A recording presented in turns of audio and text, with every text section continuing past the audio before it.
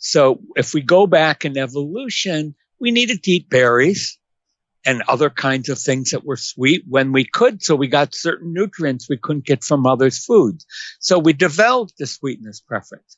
What's changed is modern food technology has taken and used that sweetness preference to sell their products.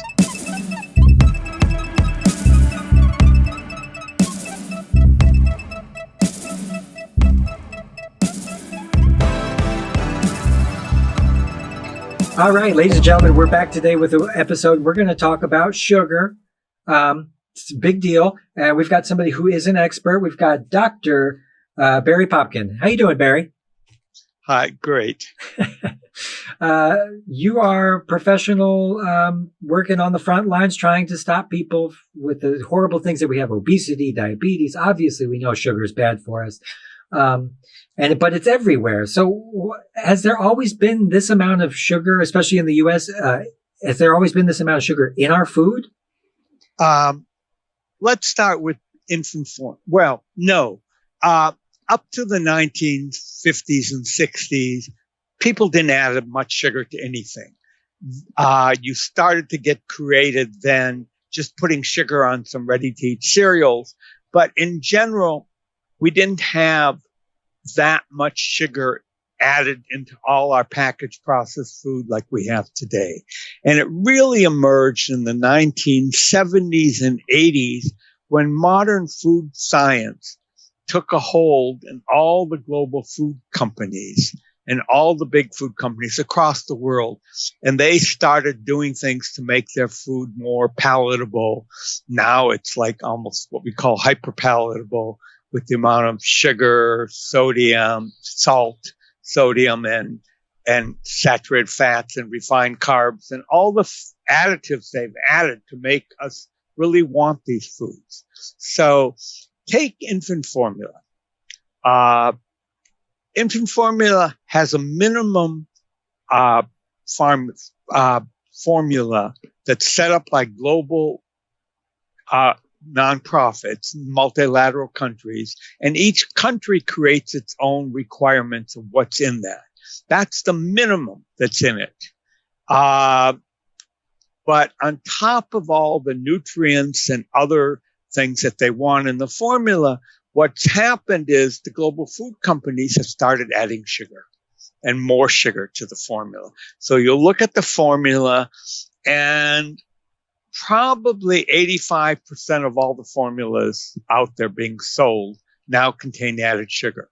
But worse than that, in the last 15, 20 years, they created follow-up formula that they say you need from 6 months and older. And that's really laden with sugar. And then the toddler milks that they've created are also laden with it. So that's just one product that we think of as controlled by our government, and it is, for all the things that must be in it. But it doesn't say you can't add more sugar. And that's just one example. But generally speaking, sugar started getting added. First, sugar-sweetened beverages, which of course we know exploded globally in the 70s and they were omnipresent earlier. Every GI working in Europe, be they American, Brits, French, whoever, were given Cokes all the time. Also, Coca-Cola was the only company that was allowed to have a factory in Germany and in Italy. So they also gave it to the other side. And they were distributed free after the war to try to build up taste in that generation. But sugary beverages really didn't start growing again until modern advertising, modern marketing really started in the 70s. That's when across the world, the increases started occurring. And the U.S. isn't the biggest consumer of sugary beverages. There were Latin American countries of equal consumption, Middle Eastern countries of equal level per capita. So it's not that they just marketed. They marketed where people would like sweets and they'd consume it. and they'd market to each country. So in India, all the biscuits are laden with sugar because they have a British tradition of liking their biscuits, and they just are now really high sugar content. And it depends on each country where they put it and what flavors they did. For example, Mexican cola has more sugar than U.S. cola because Mexicans like sweeter things. All these countries that grew up as part of the sugar empires of the Spanish, Portuguese, Brits, and everybody, have a greater taste for sugar, so they get more. But then there are other regions that have greater sweetness preference that's developed over time. So the formulas for each of these global companies changes very slightly depending on the country and their preferences. They're very agile. They can make syrup for anyone and then bottle it in the country. So that's just one example. I mean, I could keep going because across the whole food spectrum, increasingly in packaged food, we're finding more and more sugar. And not just in the ready-to-eat cereals that we talk about that are horrible across the world and we wish we could get rid of, but in all sorts of other foods. Depending on the country and the taste, there's more sugar in them. I've seen this in the course of my lifetime, from ketchup to mayonnaise to snack crackers, things that not normally didn't have sugar. So what's to account for this sudden increase? Is it the addictive nature of sugar? Is it competitive business practices? It's the addictive nature of sugar. It's the fact that we have a sweetness preference, and once it's developed, we love sweet things. Biologically, we needed sweetness. So if we go back in evolution, we needed to eat berries and other kinds of things that were sweet when we could. So we got certain nutrients we couldn't get from others' foods. So we developed the sweetness preference. What's changed is modern food technology has taken and used that sweetness preference to sell their products. And it's like, infant formula, the baby doesn't know what he's getting, but the mother tastes it and wants it to taste good. So they add sugar. It's kind of this type of thing that really, they work to use the sweetness preference to their advantage. It's like we have a salt preference too. We needed some salt to survive. So, and why not add more salt to food? And these things become addictive. In fact, in nature, you don't see a food with sugar and fat or sodium and salt and fat, but you find them manufactured, and they take advantage of our preferences and born over thousands of years and work with them and use modern technology to sell their products. So there are psychologists that have done a number of studies that seem to think that many of these foods with the sugar and the fat or the salt and the fats really have become addictive. And they're talking about it just like they would talk about alcohol or drugs or tobacco being addictive. But it's not accepted by everybody yet. But it's clear that there are addictive properties. Once you start eating a chip and you eat more and more and more, it shows that there's something there. And what's happened is the way these foods have been marketed, they've almost overcoming our preferences, our kind of controls for our body in terms of what we eat. As these foods that we're sold or purchase in the supermarket or whatever become more and more addictive, we eat them more often. And that comes to a second thing that the industry has sold, snacking. You may not know it, but we didn't snack 100 years ago. There were some street foods for festivals, but there was no snacking. There's no study that shows when they were looking at people's diets in the 1800s, there was snacking. And there was almost no snacking in the first half of the 20th century.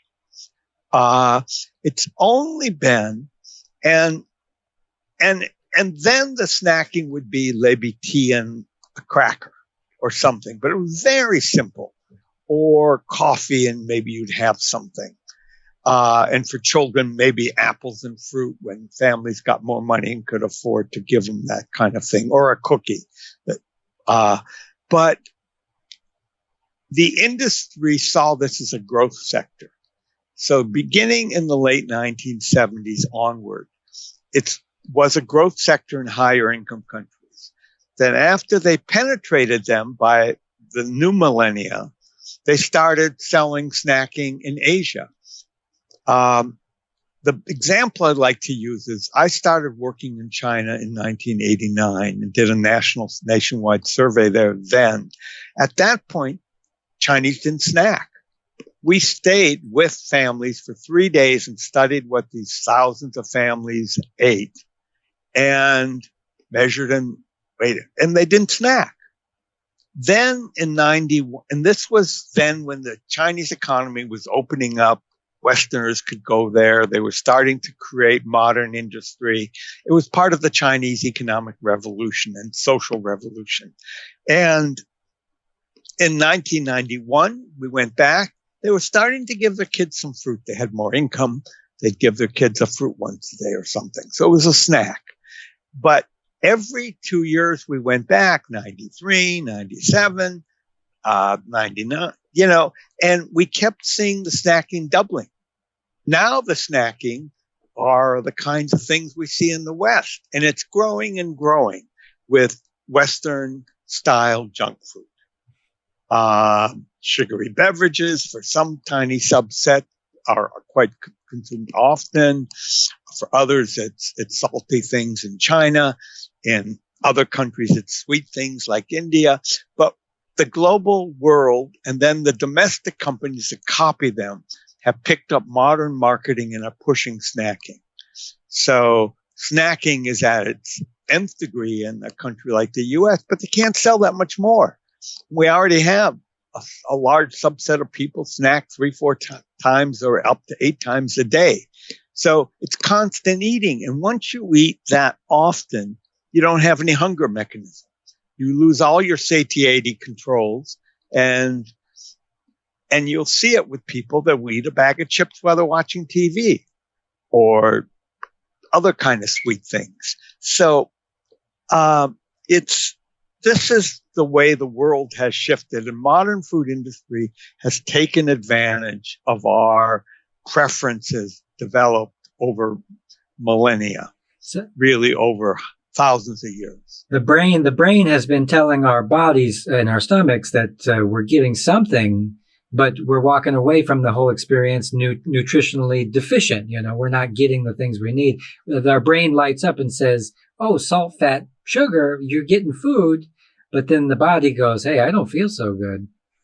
Right. And there's a really bad side to this too, which is not only is it affecting people and enhancing the likelihood of diabetes to the point where countries in Latin America, India, some others in the Middle East have diabetes prevalences as high as any place in the world. But then there's the other side.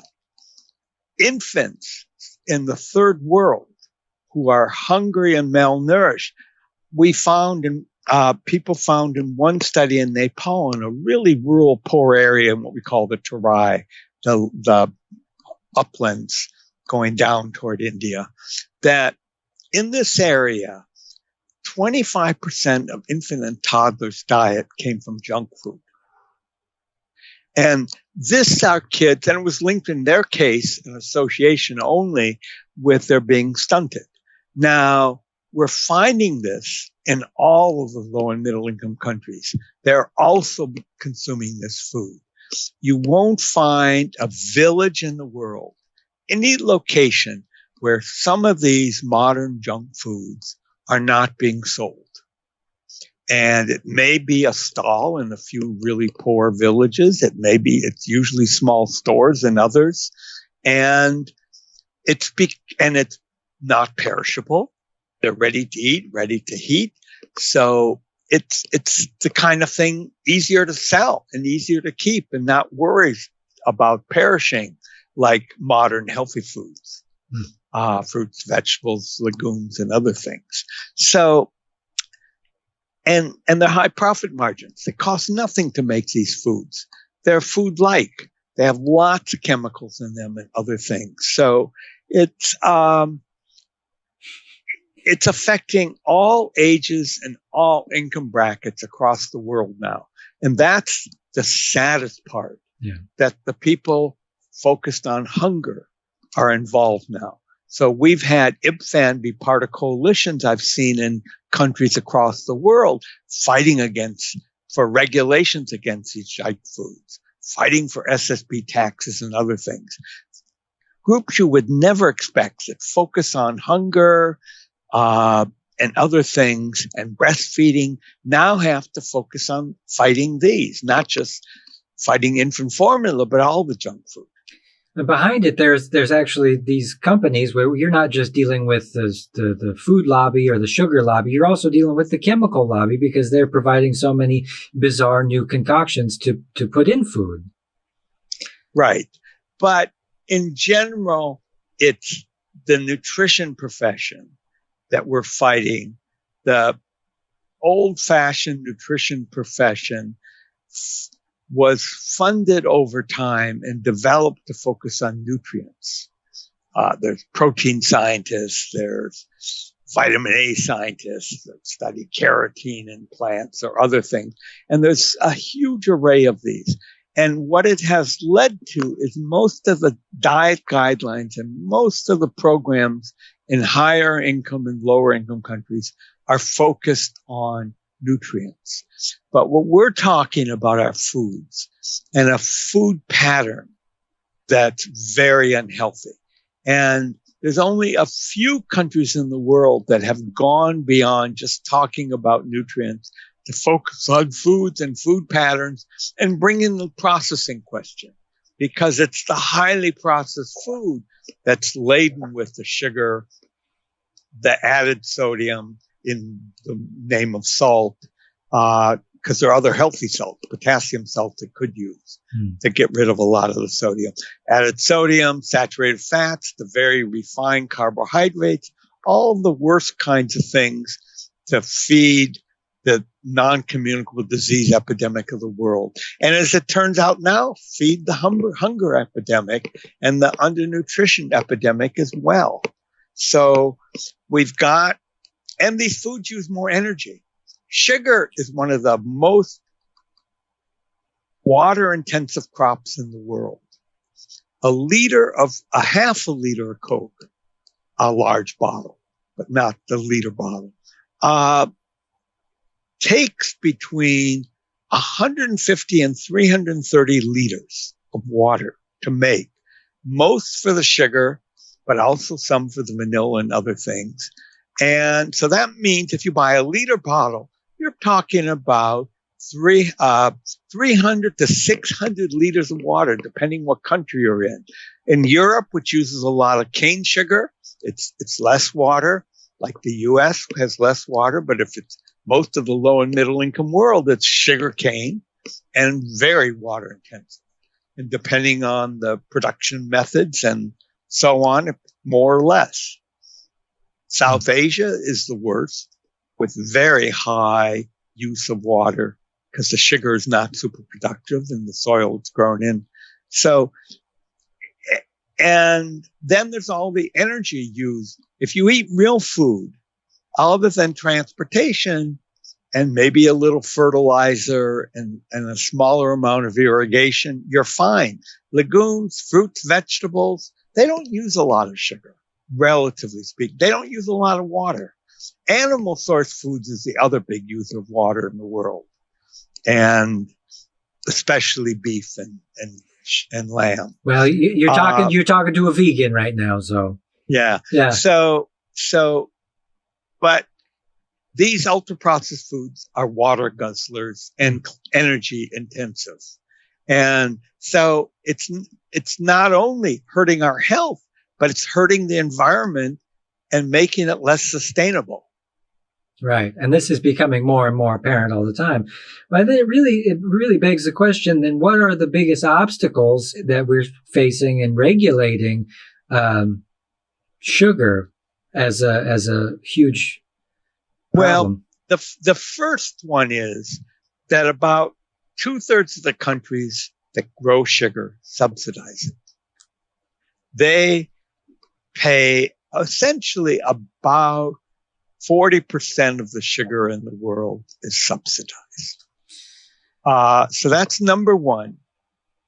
After that, it's really just like tobacco, except the difference is sugar can be consumed, whereas tobacco, we want no tobacco. So the sugar farmers have to get new approaches. They need to be shown. And the sugar soil is pretty rich soil in most countries. So it's not a problem to shift and to help the agriculture world shift. But it's not done much yet. The World Bank is only now considering stopping subsidies on sugar that they provide to countries. And we need the countries themselves to start to go after this. And even countries with the taxes don't necessarily go after the sugar subsidies. So it's a very complex issue we're talking about. Their agricultural ministries care about the farmers and the agribusinesses, and they're increasingly driven by the agribusinesses. Whatever country you're in, the Ministry of Agriculture is very close to the food manufacturers in that country. And so while you may have the Ministry of Health pushing one way, you have the Ministry of Agriculture pushing another way. And this is a very complex issue, just like tobacco, except the difference is we don't need any tobacco. It kills us. Yeah. Sugar doesn't kill us quickly. It debilitates us. It creates all the noncommunicable diseases. It's part of creating the obesity we have. It's certainly important in diabetes and important in all heart disease. And gosh, the World Cancer Research Fund has sugar. It's one of its key enemies because the obesity, the sugar have a lot to do with a lot of cancers. 13 of the 15 major cancers have obesity or diet as a key cause. Jeez. And still, we don't want to see the conflict of interest between, endless exponential capitalistic growth and public safety and say, hey, maybe instead of selling all these products, maybe let's slow down. It's not that they can make healthy foods. They can help the food chain sell lots of things. It's a question. They get the highest profit margin from selling these chemical food-like highly processed items. Be it granola bars, which are sold as being healthy, but are laden with sugar and fat, to other things. So because it's sold as being healthy, doesn't make it healthy. And in countries we're working in, they put warning labels on food high in added sugar or added sodium, added saturated fats, or if anything is added, then an energy density. And that helps a lot. We saw Chile, before they began the warning label laws, was the top per capita consumer of sugary beverages in the world. They reduced in the first year 25%. Wow. After the introduction of the warning labels on food. Now, there were other things introduced at the same time, but the warning labels were really impactful. They also didn't allow the foods in the schools, and then they stopped banning marketing to kids. But it was really the warning labels and the education that went with it. And I grew up in American high school, and they had contracts with Pepsi to have a Pepsi machine on every corner of that school. And even as a kid, I thought there's something disturbing about this. So you've been to many, many places to see how they're doing their sugar regulation and their nutrition. What are some of the worst that you're concerned about? And what are some of the countries that have an ideal kind of regulation? Well, Chile is the best because after they found that the kids' marketing was pushed onto adult TV shows that the kids saw, they banned marketing 100%. The UK passed the same law, but then when Boris Johnson got in trouble, it wasn't implemented. And the Conservatives shown no sign of implementing it. But a complete marketing ban would have gone on from 6 a.m. to 11 p.m. in UK, along with banning social media of certain types. And that warning label now exists in a large number of countries.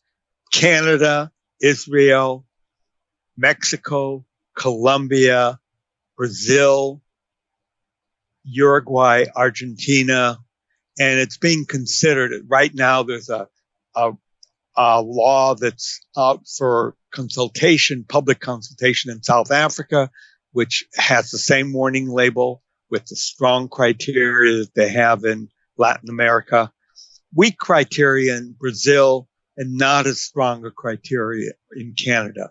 Israel's the same criteria as Chile. Israel is really concerned about the high diabetes rates in the country and the high levels of obesity. And among the high income countries, it's done the most. It's got a tax on sugary beverages. It's got that banned. It's got things related to school feeding and hospital feeding. So Israel's among high income countries trying to do the most. They could do more. And some of the regulations are being offset by industry doing things that Israel hasn't shifted to stop. But the reality is that warning labels is one of the things shown to matter because it identifies foods high in added sugar, added sodium. Because if you shift the sodium and put in potassium salts, it's healthy. In fact, we need more potassium in our diets. So, but these warning labels are an important step. But there'll be many more things we'll need to do. But we need countries to start to identify the issue and be willing to take it on. And in most of the countries, it requires NGOs, nonprofit groups in the country, and some leading people from nutrition to help, or public health, to push the government. But they need to educate some of the public, at least use social media to bring on a subset of people to also help push for these regulations. But it's happening. But it's not happening in most high-income countries. Saudi Arabia is considering some things. All the Gulf states put in a 50% tax on sugary beverages, and a number of them put in a 100% tax on energy drinks. So they've done that for several years, but they need to do more. And they need to put warning labels on food. They need to ban them from schools and hospitals. And but we're learning about a package that's the first step. Right. We also need media.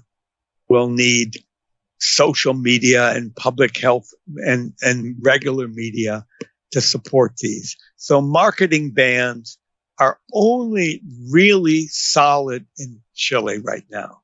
So we have a number of other countries considering them.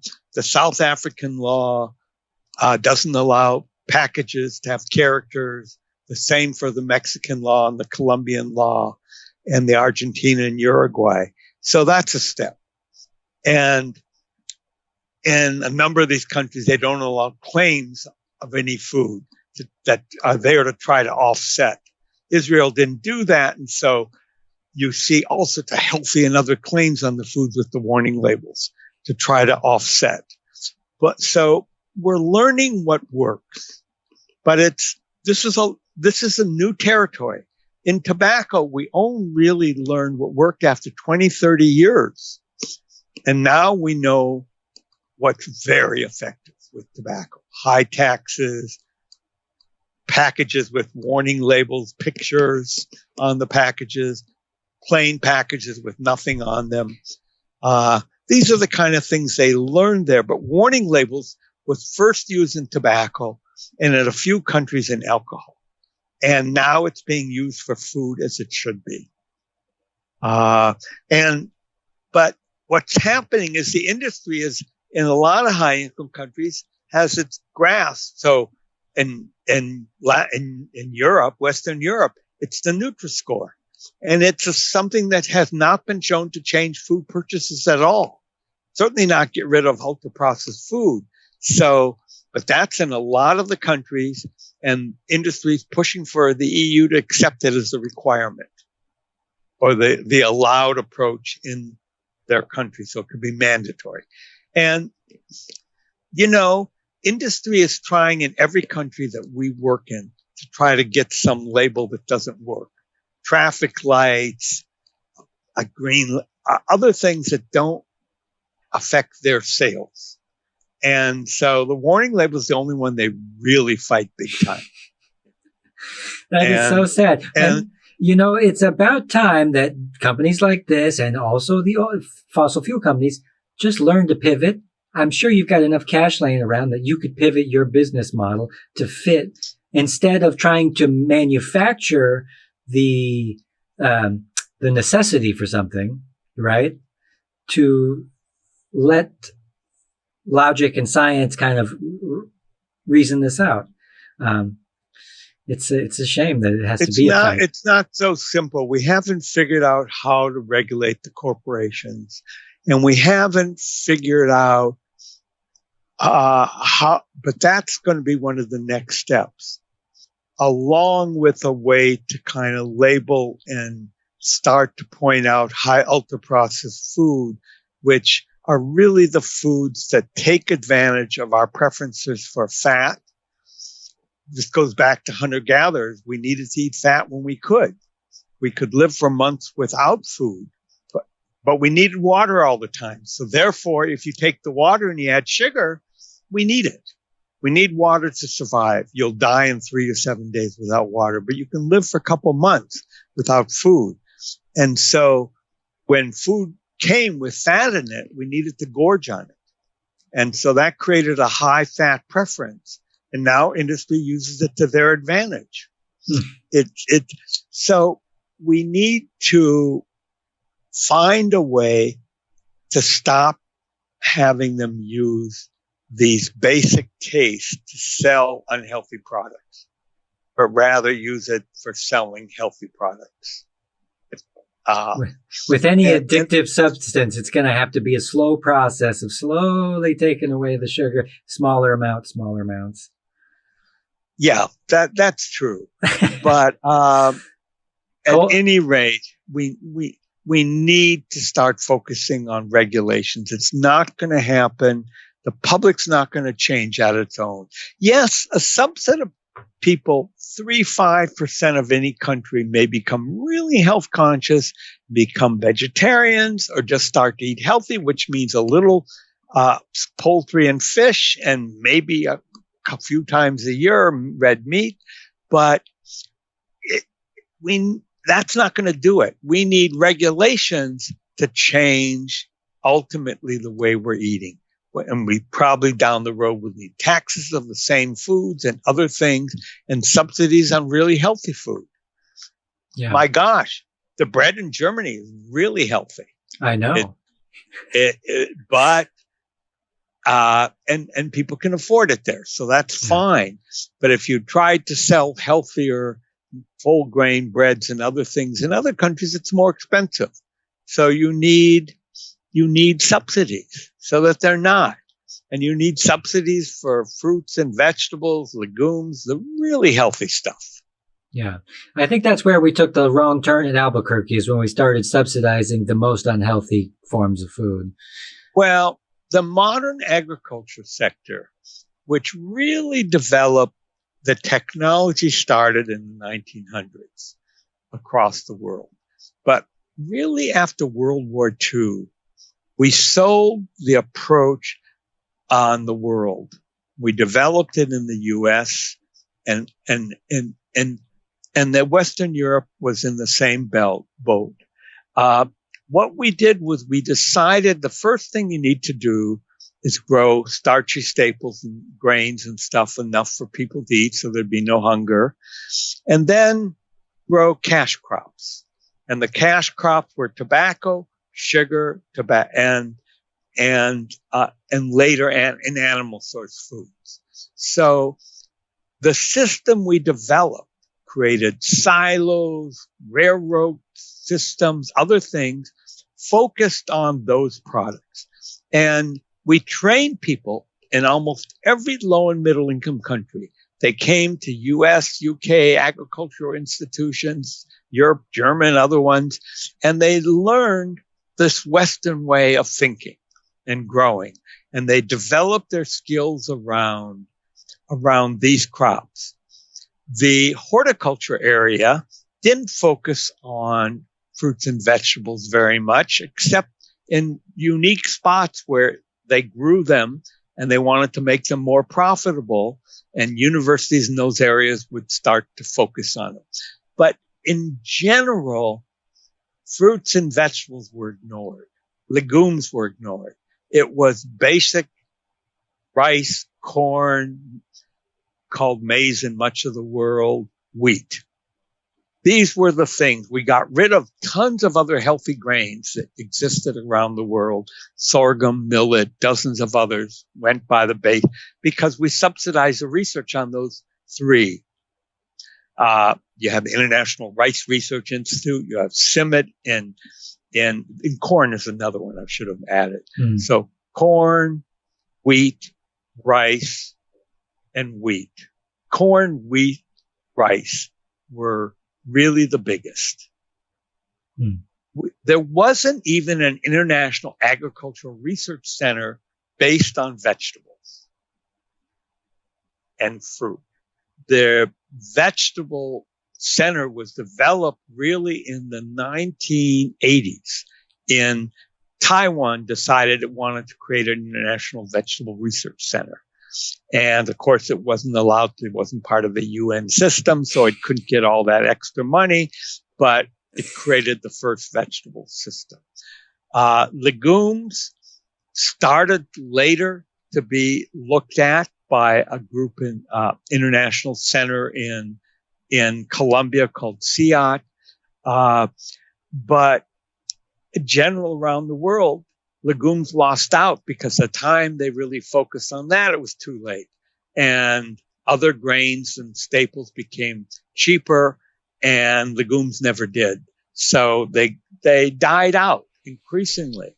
But a huge part of the Indian diet died down to a smaller part, for example. And that was the case across the world. Beans are still important in diets of many subcultures, but they're not as cheap as they could have been if we really focused on them in the same way we focused on, and the same with vegetables. Yeah. And so the infrastructure was around beef, rice, corn, wheat, and the grain elevators, the silos to keep the corn and preserve it, the railroad systems across the world, they were created to get these crops to the markets. And roads were created for them and irrigation systems and so forth, but we didn't focus on the others. So, and the mentality was the agricultural research centers and the universities in every low and middle income country were focused on this Western idea of farming. So for them now, they needed extra. It was hard then for them. They would lose a lot of their crops. They'd get the rice there for people and the wheat there. So they'd cut hunger. The Green Revolution shows you it was wheat and rice that were really part of that major revolution. Yeah.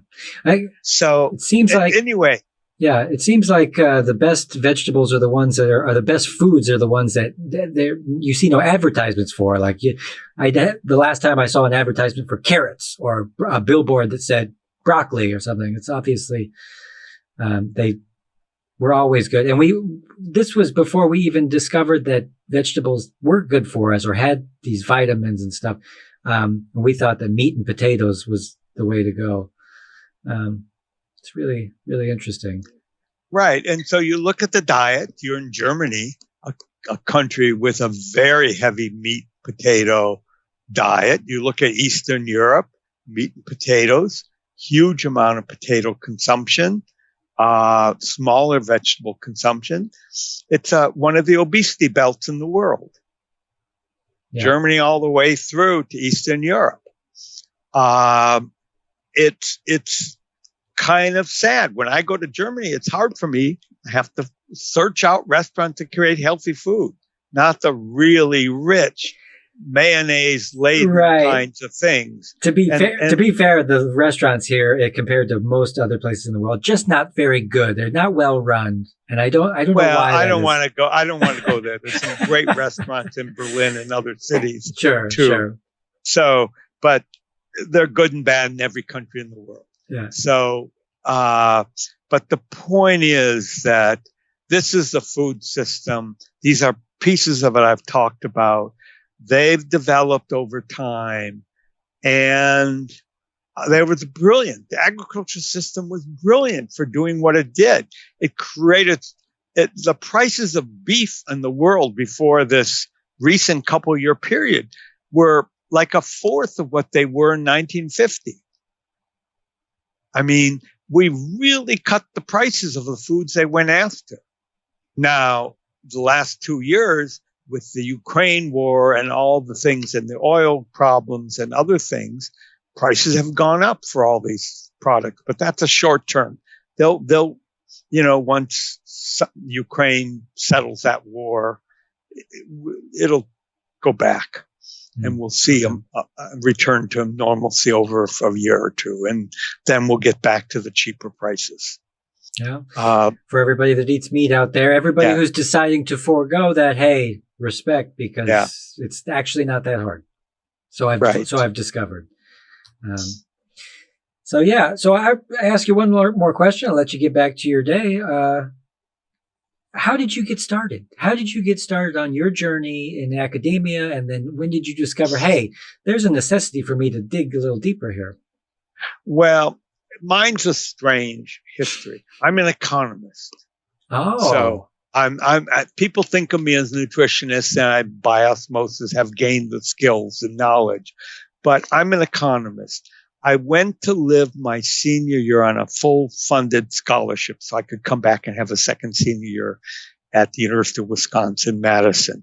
And I joined people from a whole series of American universities that were on this special scholarship that you had to compete for to spend a year in India. And my time was spent looking at urban redevelopment, and I lived in a squatter area during that time. And I found that the people were smart and caring and nothing like what you think people are that live in a slum. And I decided when I went back to do my senior thesis that I would do the economics of something in the human resource area. And I looked around to see what had not been studied. And food and nutrition was ignored. Economists did a lot around healthcare and health services. They did a lot around education of all sorts, from zero up, age up, preschool, etc. But nobody had ever studied from a social science perspective the nutrition world. So I did a senior thesis, and I probably I didn't need other credits because I had credits from India. I probably spent 3/4 of my time that school year on that thesis. I read the literature on undernutrition, overnutrition. I read the literature on where the problems existed around the world in undernutrition, and that included the U.S. at that point. We had hunger and Appalachia in the south and in the upper Great Lakes. I studied it globally. I looked at the consequences of the undernutrition around the world and some of the causes. Not only not enough food, but also some of the micronutrient problems and so on, and especially iron. And I did that thesis, and I was then offered a position for the summer. I got a fellowship that I was going to go to graduate school for a couple of years and be paid for free and pick any university. I picked the University of Pennsylvania, but in the summer I was offered a position at the Office of Economic Opportunity. They were just beginning the U.S. Poverty Program, and they were starting Head Start. And I convinced them to add nutrition to Head Start because all the young kids had anemia and they needed healthier diets that they were focused on. And then I went to graduate school. Ultimately, after taking some years off for civil rights and anti-war kind of stuff and lefty kind of organizing, I went back to graduate school, got a degree, and then took a position with Rockefeller working in Southeast Asia. As a special field staff, I was at a university creating a research program there and training there, but working across Southeast Asia as well. Thailand, Indonesia were two of the main countries I interacted with. And I started research, and it was all on nutrition from an economist point of view. Found an ag economist to do some of the studies with and surveys with, and that started leading me forward. I published in that area for my senior thesis and other stuff. And I had published before graduate going to getting my PhD, also a couple papers. And then on nutrition issues, and then went off got that job in the Philippines, was offered positions back at several universities in the U.S. I ultimately ended up at the University of North Carolina, Chapel Hill. I wanted to be in a school of public health. I realized that in public health, an economist was allowed to do many things. If I'd gone to one of the places I had a position offered, food in Stanford, an institute, I would have had to be a normal economist, maybe with some focus on food and nutrition. But I wanted to really move into public health because there's a service part, a public service part. So I did that. And that's when I joined the Department of Nutrition. They needed a social scientist there, and I got the position. And I created programs here and trained people and created groups here that led me to want to stay here forever. I just joined a center that had great ability to let me work with disciplines. I've worked with 8 different disciplines, 9. I later created an obesity center that was cross campus with people from 25 different departments and from all the different schools at the university. But my research focused on understanding diet changes, body composition changes, under and over nutrition, created a concept called the double burden of malnutrition early on, later created a concept called the nutrition transition, and was studying diet change and body composition change around the world, focusing increasingly on the obesity side, which other people were ignoring, to try to show that in the low and middle income world, obesity was growing rapidly. Yeah. And had cohort studies in the Philippines, China, Russia, many things. And then I decided, I had a Bellagio meeting that just got other countries to recognize nutrition transition around 2002 and had 18 countries there from all regions, Iran, China, India, South Africa, Nigeria, Mexico, Brazil, Chile, an array of countries. Indonesia, and important countries in each region.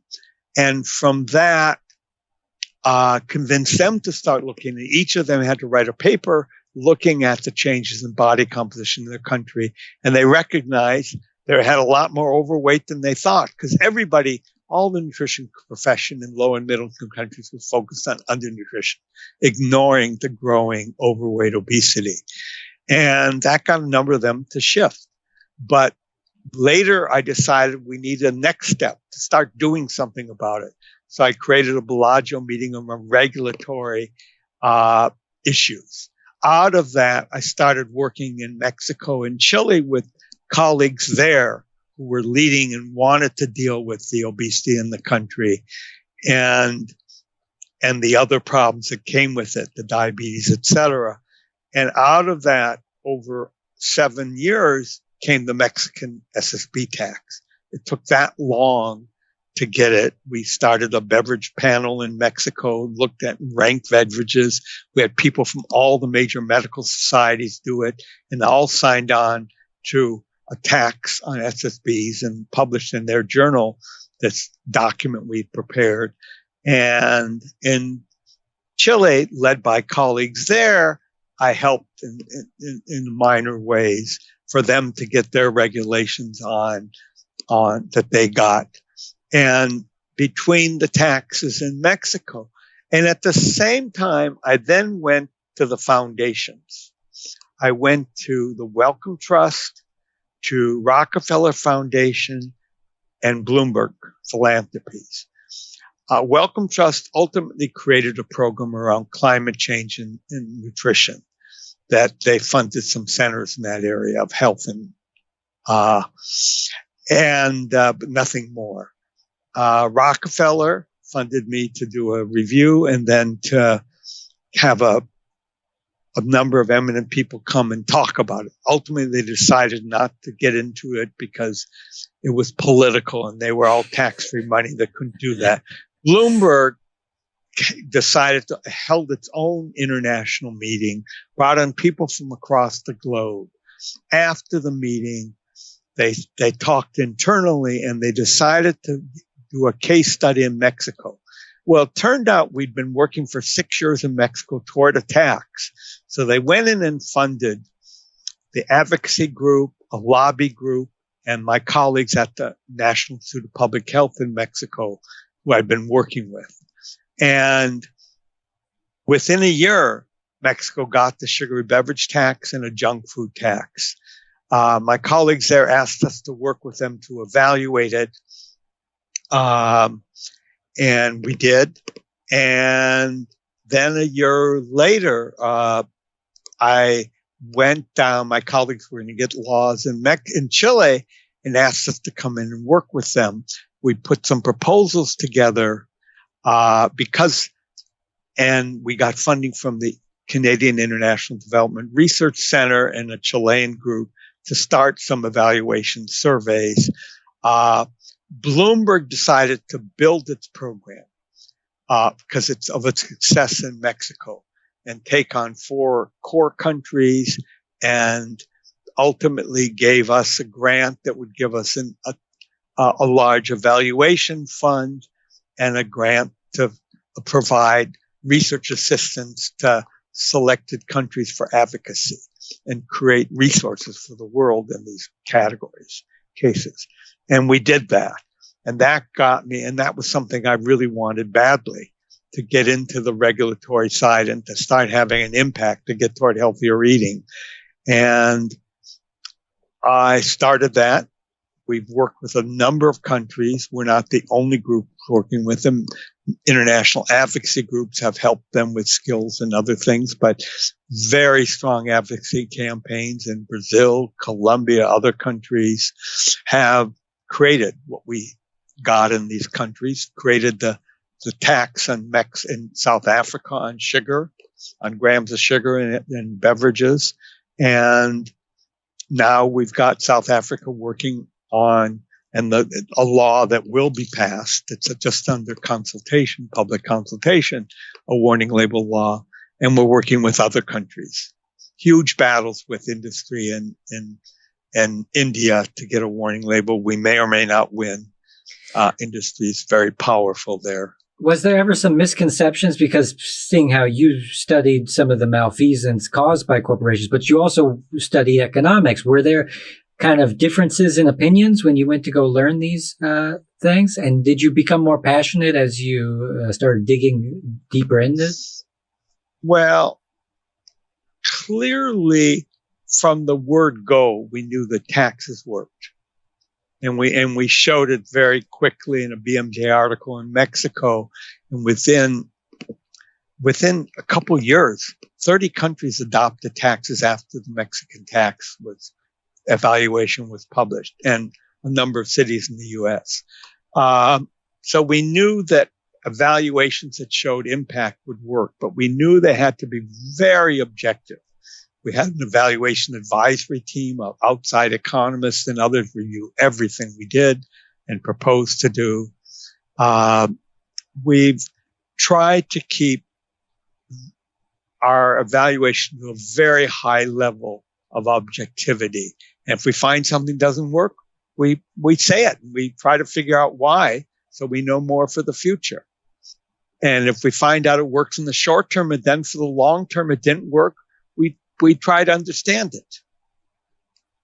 And we do focus groups of poor, lower income, middle income, lower income households and their children to try to understand the tax from the regulations from their perspective.